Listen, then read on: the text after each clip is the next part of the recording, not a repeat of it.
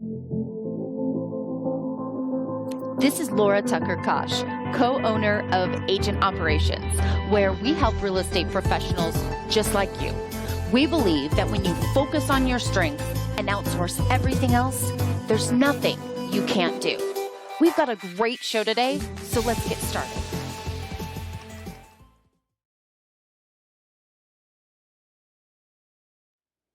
Hey everyone, this is Lora Kaasch, and we are talking today about photos.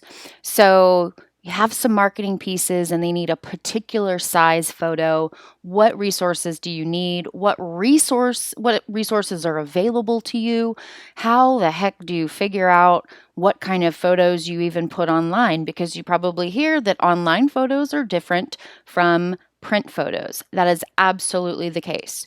So today we're going to look at a couple of tips and tricks that I've learned over the years that hopefully will help you when you have to have certain photos for certain applications. So we are going to start out with, first we're going to take a look at what it means to have photos for web and what it means to have photos for print. So print requires high resolution photos, which means that the detail has to be very detailed because any imperfections or any pixelation is going to be magnified on a print piece versus a web screen. So when you have professional photography done, you know that you get several different sets of photos, right? So you've got the original size, sometimes they call it, or print quality, or high res, that's all the same thing. And then there's photos that are smaller for applications like MLS, putting them in blog posts, sharing them on social media. And the reason why there's a difference is, and reason why they should be different and why you should be using photos that are meant for that particular application is because if you are building a website, for instance, and you have a bunch of gigantic photos on there for every single listing you have or every single listing that you've sold, that begins to wear down your website and your website will begin to stop performing as well. It will slow down. And so what you're doing is you're actually kind of making your website more efficient by using web photos. Now, there's a couple of different things that you have to remember for web applications particularly, and in particular, your website that you need to think about. So bear with me here. It's a long kind of explanation, but I think it'll be a helpful illustration. So you've heard of search engine optimization. What's that? That's basically what you come up with on search results and making sure that your website is optimizing the search results or search potential. So Google comes on your site and they crawl through it. And what they do is they try to figure out what meaningful information is in your site. And they do that by analyzing keywords or words that appear over and over on your website. And it's really important to be very diligent and very methodical about how you name your photos that you upload to your website, what size they are. For instance, if I were to upload a photo to our site, let's say Agent Operations, for example, I've got my headshot here. And say I want to I want to have a title that's meaningful. Number one, that's the biggest takeaway, is have a title of your photo that's meaningful, because as Google crawls your page or crawls your website, it's going to be looking for anything, including images, that has certain keywords on it to recognize your site as a source of good information for that particular topic. So rather than just uploading test headshot, you're going to want to rename that to include some keywords. You still want it to be an accurate portrayal of the photo itself, because they can actually ding you if you try to keyword smash in a lot of keywords on your photo titles. So what I would do is something that's authentic. So we're going to say headshot.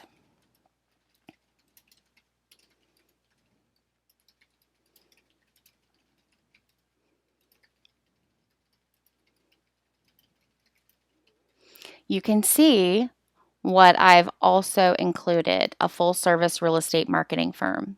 The main little keyword is real estate marketing here in the middle. So now my image, I can upload it to the website as long as it's a web resolution, which this one is. And then this keyword will help Google find our site and index it and rank it higher. Obviously, you can't do this one time and have Google just go, oh, wow, you're a great website. You have to do this over and over and over again. A website is not something that you make and set on a shelf. It's actually a living, breathing part of your marketing strategy that you have to constantly be working on, or you'll have to outsource it to someone who can constantly work on it for you. And everything that I teach in my classes and online is exactly the solutions that we've implemented in our own business. So have learned it over several years of working with websites and working with keywords and understanding search better. So there's no magic pill, there's no magic juice or anything like that. It's just being very intentional and methodical and knowing who your audience is and what keywords are going to be attractive to them. So one thing that I like to use is if you have a Mac, this is going to be helpful. If you don't have a Mac, I'm sorry, I'm on the dark side of things. So, but one thing you can do if you have a Mac and say I want to know what size this image is. So what you can do is do Command I. You have to be highlighted on the image in your finder here, but you can do Control I and you can see everything about this photo. So here's your dimensions, RGB, all kinds of cool stuff. It's got the preview, obviously, but this is a good way to figure out, okay, how big is my image? Because there are some social media sites or website applications that say you have to have a photo at least 300 by 300 pixels. And it's like, okay, what the heck is that? You know, these are considered in pixels. So anytime you pull up something from the finder, from the Command I, and it has the dimensions, that's always going to be in pixels, not inches. So you have to kind of turn your brain just a little bit to not think of things in ruler space. It's really pixels. So there's that. Now, one thing that is really helpful that I have learned is when you are doing a property marketing page or a single property website, you have a lot of photos that you want to upload for that property. So let's take a look here and see, do an example. So this is for a recent client. We are doing some print marketing for her, and we're also doing some web applications as well. Now, the files originally came named from the photographer with this, or actually, excuse me, it's this. So this is really, and each number over here obviously corresponds to the number of the photo. So 100, 101, 102, 103. This right here is what we renamed it. Why did we do that? Because we named it the full name, because if somebody types in an address, we want her page to come up. We've included her name, and we included her location as well. And we did that with every single photo. Now, how you can do that as a bulk action is you do Command A, it selects them all, and then you right click, and then you rename what you want it to be. What I'll typically do is just add the text. So that's how we renamed all these files. Now, if you look at the size column right over here, these are big files. Anytime you see megabytes or MB, those are big files. Fantastic for flyers and beautiful brochures. Absolutely awesome, but not so great when you're trying to upload so many of them to your website. So I use a tool called Bulk Resize Photos. This is a free tool online. They are not paying me to say this. I love it. They're super easy. So what I'm going to do is I'm going to highlight all 66 photos, and I'm going to drag them and I'm going to drop them.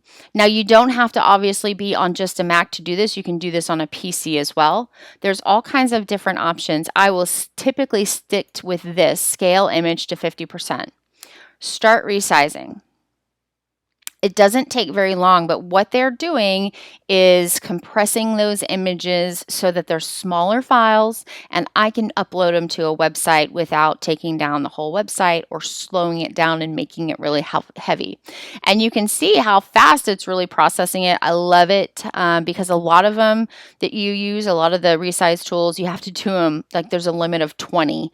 And so you're sitting here, uploading 20 at a time. It's kind of ridiculous. So this is why I really love bulk resize photos. And so what's happening now is, all right, so we look at that. Look at the difference in how much space that's going to take. That is amazing. And that's awesome. And then it sends you it just zips it into a file so you can go into your downloads. You can open it up. You can see how many times I use it. That's hilarious. You can open it up and you can see, look at the size now, 734 kilobytes. We want it in kilobytes for sure. That's like your goal is to get it down to kilobytes. Now, when you open it though, it still looks great, right? It looks fantastic. So you still want things to look great on the web. You just don't want this giant file. So that's one way or one little simple trick that I love to do. Now, if we were to resize another batch, let's use my little, where's my recents? Right in front of me. Okay. So here's my headshot. Now, here's a couple of cool things you can do. You can tell them you want the file size smaller, larger. You can toggle this. You can do it exact dimensions. So, for instance, if my headshot, if I do Command I pull up my headshot in my Finder. All right, say this is too big. Well, I want to scale it down just a little bit. Well, that's cool. That's no problem. What we'll do is we'll drag and drop this file. Okay. Oops, I'm on the wrong thing. I'm getting ahead of myself. Okay, back up. Okay, so what we're doing here is we are doing different dimensions. So I'm going to say, let's do dimensions of, okay, so we're going to do 396 times 600. Okay. Then you start resize here. If you do Command I, you can see the exact dimensions. Now let's open the file. Let's see what it looks like. Does it look crazy? Nope, it's perfect. Look at that. But now, thanks to the Resize photos, this the memory it's really condensed. So you can see that this is such a great use of when you have a headshot that you know is giant, or if a social media profile photo is making you bonkers. If you've ever run into that, I think probably everyone has. This is bulkresizephotos.com is a great resource to do that. You can also, let's just for giggles, do this. You can say, you can do the width, you can do the height, you can do the long side. I also love the expert mode. So the default export for bulk resize photos is a JPEG, which means it does not have a clear background. In some applications, and a lot of applications, that's great. But when you're working with a lot of design stuff, we really do like the PNG, and this is that clear background. So you can see here, it gives you that option. You can also have it as a white background, or, but the real benefit for a PNG is for design purposes is that transparent background. So you can toggle back and forth. This just gives you more options. This is just a tool that I use every single day. So Zamzar is really great at converting those PDFs. Maybe you have in my case, I have a PDF brochure that I would like to turn into single images. So here's the brochure as it appears now, right? So I've got my thumbnails here. So this is a multi-page PDF document. This is great for printing, but what if I want to take these images and put them on social media as different images and really kind of maximize my marketing dollars? So this is what I'm going to show you now is a way to easily get all this one PDF document split up into individual images where then you can make like a gallery or some type of social media post that features each one of these images. So you're not recreating the wheel. You're basically taking something that you have as a resource and repurposing it, which is what we preach all the time at Agent Operations to really make your marketing effective. So this is my PDF. What I'm going to do, and again, you can do this on PCs too. You don't have to have a Mac to do this, but for this demonstration purposes, this is what I've got. I'm on the dark side, as I said. So you're going to go to zamzar.com. Again, they do not pay us any money for us to say this. I've just found I really like their product, and I think they do a great job, and it's fast, and for the most part, it's free. We have a subscription just because we have so many things to resize as a company. So I'm going to do a drag and drop. Now, here's the cool thing. Look at all this. Look at the different things that you can turn it into. Right? So this is kind of an example of all the stuff that you can do. Now, if you have a movie or a video that you upload, you're going to have some different options. For this purpose, I want just JPEGs. JPEGs are just fine. I'm going to click convert, and then you can watch what happens. So again, what it's doing right now is it is making images out of each of those little thumbnails from that brochure. So what's going to happen is when it's complete, each one of these, instead of just one file in a PDF, is going to be different images all the way down. Okay, so Zamzar has transformed all of the pages within that PDF. All I'm going to do is click download, and you can see what happens. Okay, up here at the top, this is basically a zip file with every single one of those pages in it. You can download that if you want to. And then this is page by page. So this was like the cover page. This is the next page. This was the next page. So what you can do, and you look at the size on these puppies. So if we're going to apply what we're learning today, what you're going to do is you're going to download your image. It's 4.9 megabytes. And remember, the megabytes, that's only for print, right? So we want it to be in kilobytes if we're going to be doing it for a web application. So you come over to your bulk resize photos and you say, all right, I've got my first image. And again, you can do all the images at the same time. You would just download each of these. And for time's sake, I'm just going to download one and show you, but you could download each of these and upload them all at the same time. So for my web purposes, that's perfect. Scaling images 50%, I just leave it at the setting. Now let's take a peek. So 4.9 megabytes to 5.1, 362 kilobytes. You see that?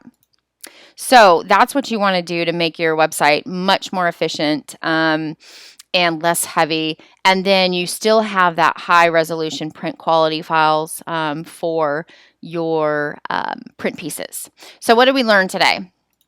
We learned that if you do Command I, you can figure out what dimensions are on your images.